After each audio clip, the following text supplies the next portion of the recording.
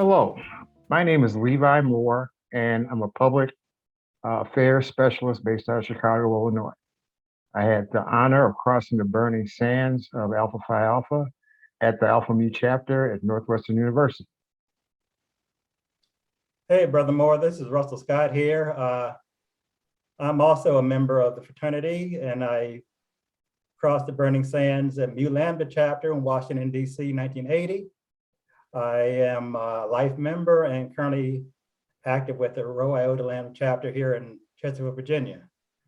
I received my master's degree in public health from the Yale University School of Public Health, and currently a project manager within IBM. We're here today, I guess, to talk about the Tuskegee experiment, what actually happened. Okay, thank you, Brother Scott. Well, let's first, why are we here? Why? Well, uh, like a lot of things that have changed us, we're here because of the pandemic. And with that, when the vaccines started to be available, there was a lot of hesitancy, especially a lot of hesitancy in the African American community. And one of the things that they were bringing up a lot would be the Tuskegee experiments. I mean, if I had a dollar for every time, like, well, hey, this might be another Tuskegee. And true, the Tuskegee experiments were one of the most infamous and heinous periods in the U.S. medical history. But what we want to do today is we want to use this video, and this video is one of a series of videos that's being produced by the Alpha Phi Alpha Surgeon General's Initiative. And this video will really be an honest, unfiltered look at the situation and serve as a fact checker. And we really want to provide some perspective. So with that, I want to hand it over to Brother Scott to do kind of a deep dive on the situation. Okay, first, let's deal with the title of this study, which everybody refers to as the Tuskegee experiment. Did you know that the study was actually entitled The Tuskegee Study of Untreated Syphilis in the Negro Male, and it took place beginning in 1932, and it only concluded in 1972. And during that period of time, there was obviously a period of segregation and Jim Crow, and it was just not a good time for Black folks back then. And the study was funded by the U.S. government, and it was done under the auspices of the U.S. Public Health Service. And just for a couple of points of information, the study consisted of 632 Black males, and of which 399 actually had active cases of syphilis. So it was not a study where these Black men were given syphilis. They had active cases of syphilis in a study population. However, the issue here and the heinousness of the study was the fact that although there was a treatment that was established, penicillin treatment was used to establish as an established treatment, and that treatment was withheld from these gentlemen, so leading to some dire consequences. So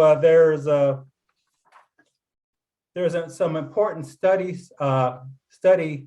repercussions that we look at when we look at and evaluate any health study, and they are perceived susceptibility, perceived severity, and the perceived benefits. So what were the perceived benefits of the study? Actually, these gentlemen were promised free medical care, which was never delivered. Due to some social determinants of health that we widely look at in public health, issues such as education, health literacy, healthcare access, race, and lack of economic resources all played a critical role in these men being brought into the study. Okay, thank you, Brother Scott.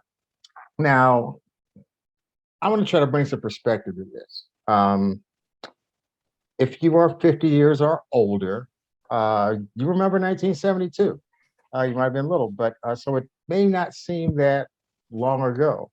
But then if you're 30 years old, or if you're an undergrad brother, 1972 seems, well, it's history. So now there are a couple ways later, so, it just happened 50 years ago, but then you can flip it and you say, you know what, that was a half a century ago. And just help you put Tuskegee in perspective. And I know we have to look out because we get new challenges while we're still trying to fight old battles. But here are three little examples of, well, how much our world has changed since 1972. Some of these things seemed impossible, and one probably couldn't even be imagined. All right, on the left, that's a 1972 mainframe computer. Guess which one has the most power? That one or the one on the right? The laptop that we probably use every day. The laptop blows it away.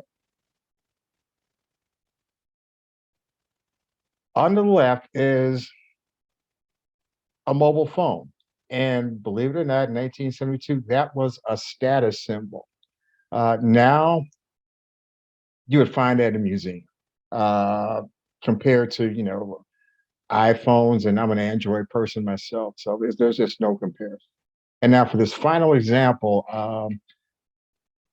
and be honest, those of you who are older, did you ever think that you would see this day occur in 1972?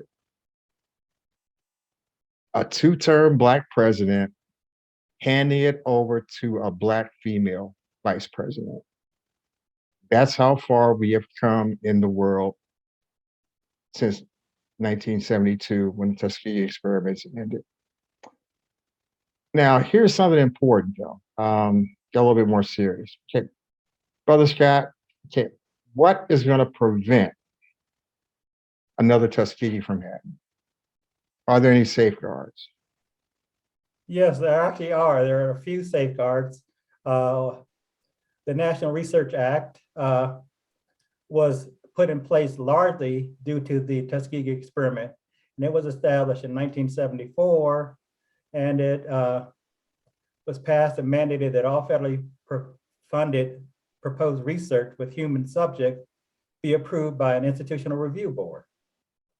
Okay, now, Brother Scott, what is an institutional review board? I'm a college graduate. Uh, I was a journalism major, journalism poli sci. So, what exactly is an institutional review board? Well, the institutional review boards, what they do is they've been put in place to minimize the risk of human subject in any research project. They're also required to ensure that informed consent is provided and that informed consent is also documented. And finally, they want to review the research plan to make sure that there's adequate provision for monitoring the data collected to ensure that and also to ensure the safety of the study subjects. Okay, thanks for clearing that up. Now, as with all the videos and the webinars that are part of the Surgeon General's initiative, we want to give you three takeaways. So from this video, Brother Scott, can you just lay out what those recommendations are? And then there was a little nugget that you found that would be really informative that we'll go to next. Okay, thank you. Well, obviously, these videos, we'd like for you to have some takeaways to put in your back pocket and walk around with. And obviously, the first one is that do your research. As Brother Moore indicated, with the internet, there's all types of resources available online. You got to make sure that you look at the reputable sources. Don't go to Instagram or Facebook for your information. Use reputable sources and exercise your agency. You're intelligent. We're all intelligent men here in Alpha Phi Alpha. So use our intelligence to make sure that we acquire health information and resources early and often, and that we use the them to make informed health decisions. And once you've done that, make sure that you share that information with your family and share it within your community. Don't keep it to yourself because, as the old adage goes, don't hide your eggs under a bushel basket.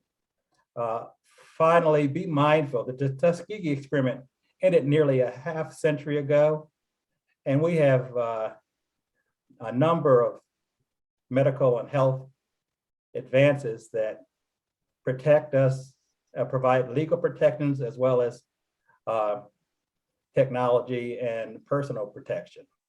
So those are the three items I'd like for you to take away from this presentation. And finally, I'd like to recommend to you, if you haven't already seen it or are not aware of it, the descendants of the Tuskegee experiment have done about an hour and a half video where they talk about their parents, their loved ones, their grandfathers, their fathers, their sons, and their brothers who were part of this study. And they are strong advocates for getting the COVID-19 vaccine. You'd think not because of what they've been through and because, as Brother Moore indicated at the beginning, a lot of folks in the Black community want to say, I'm not getting a vaccine because of COVID-19. I'm not getting the COVID-19 vaccine because of the Tuskegee experiment, sorry. And they all, to a one of them, say, don't use us as an excuse not to get vaccinated. Thank you. All right. Well, that wraps it up, Brother Scott. Well, we've had the pleasure of not only serving as your co-hosts, but also the co-producers of this video. And we are part of the Public Health Committee that is chaired by Brother Torrance Brown. And if you go up the pyramid, pun intended, we want to thank and give acknowledgement to the Alpha Phi Alpha Surgeon General, Brother Dr. Jeffrey Sterling. And with that, we close out this video, and we encourage you to pass this along to your friends, colleagues, and family, and check out the other videos that are part of the Alpha Phi Alpha Surgeon General's initiative. Thank you.